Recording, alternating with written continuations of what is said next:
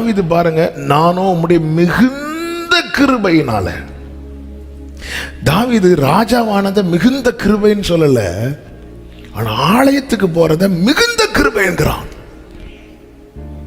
நாம எல்லாம் ஒரு உலக பிரகாரமாக ஒரு காரியம் நடந்துச்சுன்னா அதை ரொம்ப பெருசா கொண்டாடும் போது, தாவீது நானோ உம்முடைய ஆலயத்திலே உம்முடைய மிகுந்த கிருபை. இன்னைக்கு இந்த வார்த்தையை மெடிடேட் பண்ணும்போது தான் தாவீது கிருபை, தாவீதுக்கு ஏன் ஆண்டவர் ஃபிக்ஸட் கிருபையை கொடுத்தாருன்னா, நிலையான கிருபையை கொடுத்தாருன்னா, நியமிக்கப்பட்ட நிச்சயமான கிருபையை கொடுத்தாருன்னா, தாவீது கிருபையை அதிகமா எதுக்கு யூஸ் பண்றாரு?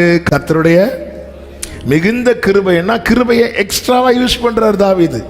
எனக்கு கொடுக்கப்பட்டதை நான் எதற்காக எதற்காக எதற்காக அதை கிரயம் பண்ணுகிறேன் என்பது ரொம்ப முக்கியம். இந்த தாவீதுக்கு எவ்வளவு கொடுத்தாலும் அதுல ஒரு ஒரு 80% அவன் ஆலயத்துக்கு போறதுல தான் யூஸ் பண்றான். 10% தேசத்துக்காக, 10% தன் குடும்பத்துக்காக. அப்ப மிகுந்த கிருபையை தாவீது எதுக்கு? பவுல் சொல்றான், நான் கிருபையை வேஸ்ட் பண்ணல. எது கிருபைங்க? இந்த நாளை எனக்கு காண பண்ணியிருக்கிறார்னா கிருபை. இந்த நாளில் என்னை படுக்கையிலிருந்து எழும்புற அளவுக்கு பலம் தந்திருக்கிறார்னா கிருபை.